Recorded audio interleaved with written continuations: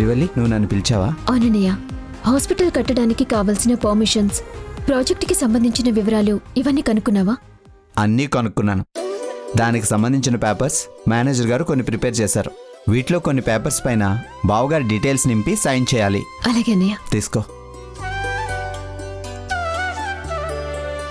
సరే అన్నయ్య, త్రిదేవ్తో నేను సంతకాలు పెట్టిస్తాను.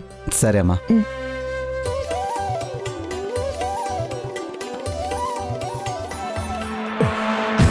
నేను ఇప్పుడు హాస్పిటల్ కట్టద్దు అంటే ఎలా ఉంటుంది? ఏడ్చినట్టుంటుంది. నువ్వెందుకు వద్దన్నావా అని ఆ శ్రీవల్లి 100 రకాలుగా ఆలోచిస్తుంది. అప్పుడు తొందరగా దొరికిపోతావు. మరి ఎలా బావా? హాస్పిటల్ లైసెన్స్ కోసం ఇప్పుడు నా రిజిస్టర్ నెంబర్ డీటెయిల్స్ అన్నీ సెంట్రల్ హెల్త్ మినిస్టర్ ఆఫీస్కి వెరిఫికేషన్కి పంపాలి. అక్కడి నుండి అమెరికన్ గవర్నమెంట్కి సంబంధించిన హాస్పిటల్కి వెళ్తాయి. అప్పుడు నేను అక్కడ చేసిన ఫ్రాడ్, నాకిచ్చిన పనిష్మెంట్ అన్నీ బయటపడతాయి. అప్పుడు మొత్తానికి నా డాక్టర్ జీవితమే ముగిసిపోతుంది.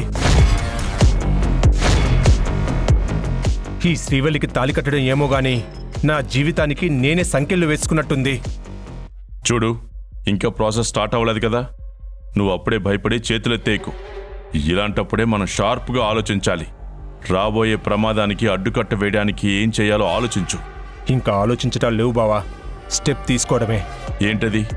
ప్రేమించినట్టు నటించడం, ఎమోషనల్ బ్లాక్మెయిల్, ఇవన్నీ వర్కౌట్ అవ్వవు. శ్రీవల్లిని నా దారిలోకి తెచ్చుకోవాలి అంటే బంధం అనే సంఖ్యలు వేయాలి. ఇన్నాళ్ళు సుబ్బు పేరు చెప్పి దాన్ని హట్ చేసి దూరం పెట్టాను. ఇక దగ్గరవుతాను. సంపూర్ణంగా భర్తగా మారి శ్రీవల్లిని తల్లిని చేస్తాను. నేను జస్ట్ మొగుడుగా ఉంటే రేపది నన్ను దూరం చేసుకోవడానికి కూడా వెనుకాడదు. అదే దాని కడుపులో ఉన్న బిడ్డకి తండ్రినైతే నన్ను ఏమీ చేయలేదు. నేను చెప్పింది చెప్పినట్టు చేయాలన్నా, తను నా గుప్పెట్లో ఉండాలన్నా శ్రీవల్లి ప్రెగ్నెంట్ కావాలి. ఎస్, కరెక్ట్గా చెప్పావు తమ్ముడు. అదే రైట్. నువ్వు ప్రొసీడ్ అయిపో.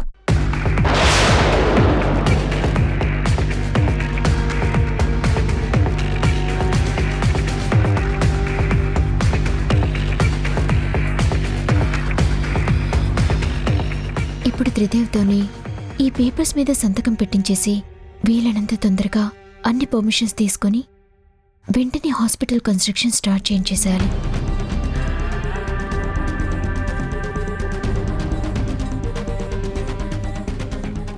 ఇదేంటి ఇంకా ఫైల్స్ చూసుకుంటేనే కూర్చుంది?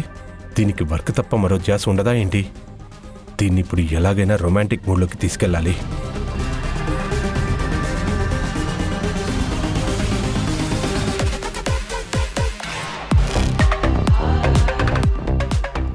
శ్రీవల్లి,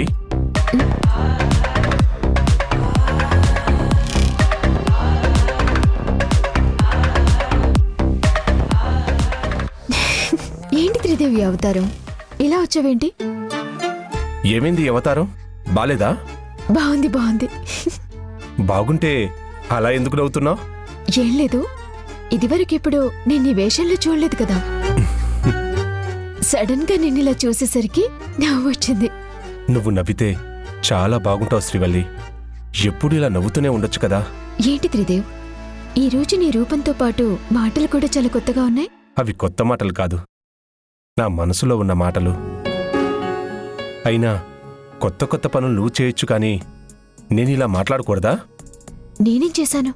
నా కోసం పెద్ద హాస్పిటల్ కట్టిస్తున్నావు. అది మామూలు విషయం కాదు కదా. నువ్వు నాకు సర్ప్రైజ్ ఇచ్చినట్టుగానే నేను కూడా నీకు సర్ప్రైజ్ ఇద్దామనుకుంటున్నాను. సర్ప్రైజా? ఓకే, ఏంటది? ఇలా ఉంటే ఎలా చెప్తాను? కళ్ళు మూసుకో, చెప్తాను.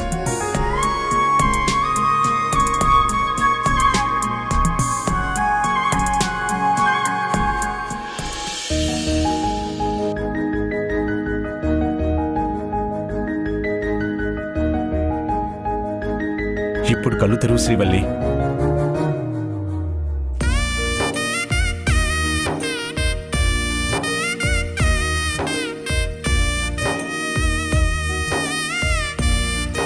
I love you Srivalli.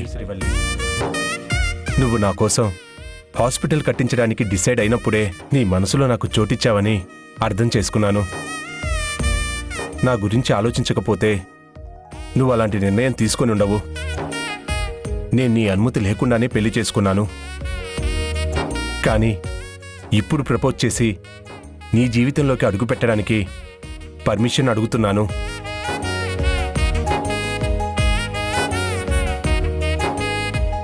నువ్వు నీ గతాన్ని మర్చిపోయే వరకు నిన్ను తాకనని నేను మాటిచ్చాను.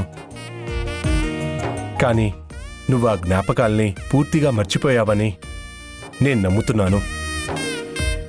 నీ మీద నాకున్న ప్రేమ నిన్ను ఇంకా దూరం పెట్టడం కరెక్ట్ కాదని చెప్తోంది. అందుకే ధైర్యం చేసి అడుగుతున్నాను.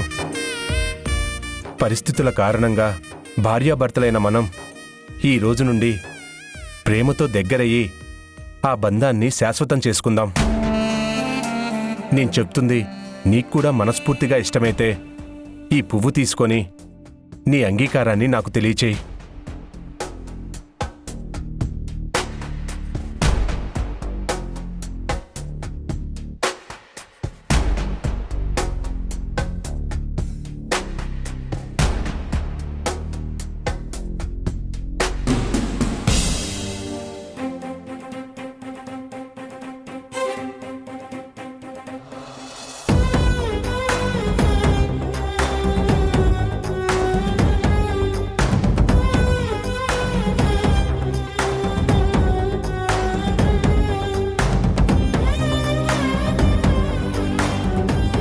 నాకు తెలుసు శ్రీవల్లి, నువ్వు నా ప్రపోజల్ని యాక్సెప్ట్ చేస్తావని.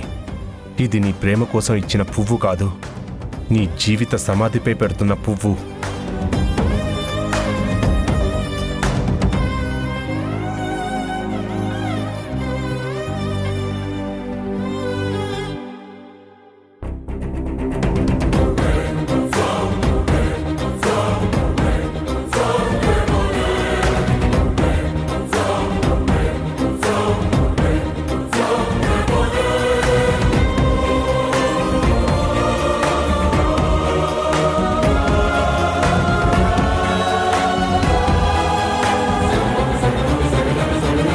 శ్రీవల్లి, నువ్వు అడుగుపెట్టే కొత్త జీవితంలోకి నన్ను కూడా తీసుకెళ్ళు. ఇప్పటి వరకు త్రిదేవ్తో కొత్త లైఫ్ స్టార్ట్ చేద్దామని అతని ప్రపోజల్ని యాక్సెప్ట్ చేశాను. కానీ ఉన్నట్టుండి ఏదో తెలియని విధంగా మనసులో గాబరాగా కంగారుగా అనిపిస్తుందేంటి?